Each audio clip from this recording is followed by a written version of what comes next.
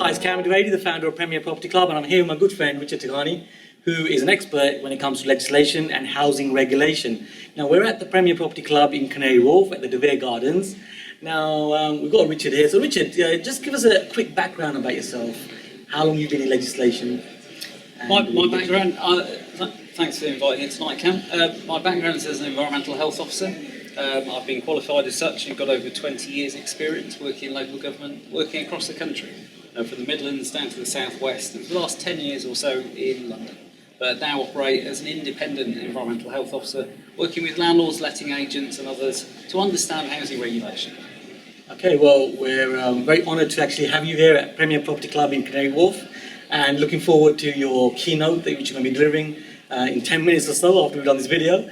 For the listeners, for the people that are actually watching this, in terms of legislation, in terms of legalities, can you give us 3 tips when it comes to HMOs, first of all? 3 key tips where you believe that investors can really assess the legislation and really help themselves to actually make sure that they've got a great business going. So what would you suggest? Okay, I'll try and pick out 3 key issues. I think the first thing trying to look at HMO developments would be considering the planning implications for taking on a new property or taking over an existing HMO from someone else. Across England, you certainly need planning consent for any HMO with 7 or more occupants. Increasingly, councils are bringing in what are called HMO Article 4 directions that can extend planning requirements even down to HMOs with 3 or more people. So that would probably be my first issue. Second issue would have to be licensing.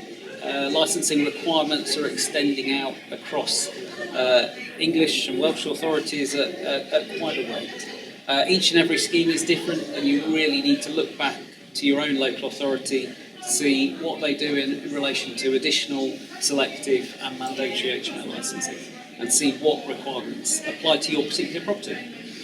Okay, so what I'm hearing from you then is specifics, really, that the area is specific, so it really depends on where you're investing? Absolutely, both for licensing and planning, because the rules can be, even if you look at the London market, at the moment there are 21 different additional and selective licensing schemes in place, probably covering in excess of 170,000 properties. Many of those landlords still don't realise they're covered by those schemes and run the risk of prosecution if they don't comply.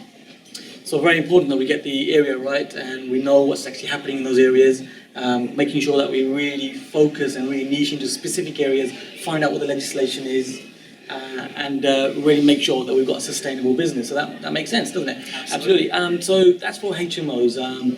How about the new flavour on this of the month, should I say, the flavour of the year when it comes to property, short-term accommodation? Any pointers that you've got for people that are looking to get into short-term accommodation, which can be a great investment strategy where you're accelerating your investment, you're actually accelerating your return on investment. How can you help people with that? What can you assist with? Well, I think short-term or service accommodation is not my specialist area, but I think from my involvement in property, there's a couple of key issues I would flag up.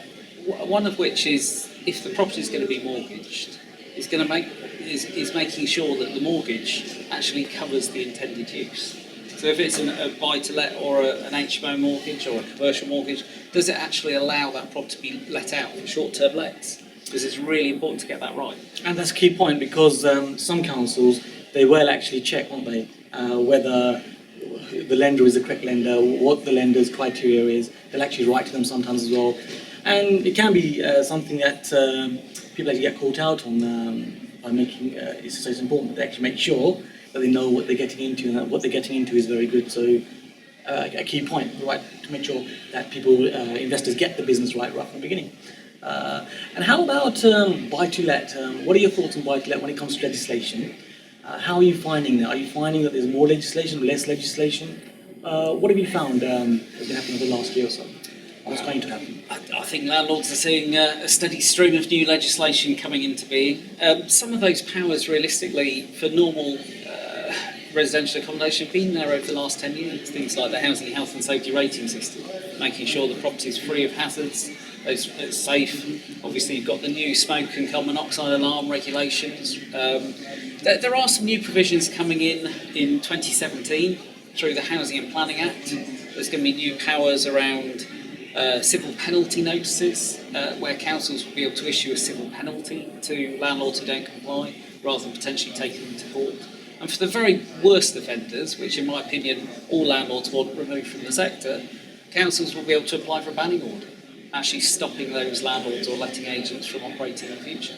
So that there's more and more regulation coming through, but the basics are still the same, providing safe, warm, decent accommodation, keeping the tenants happy.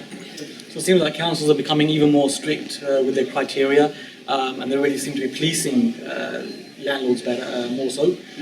And rightly so, because there's so many people out there, isn't there, where they're misinformed, they don't really have the information, the correct information. And by attending events like this, Premier Property Club here at Canary Wharf, and Premier Property Clubs that we run in and around London, people can become informed.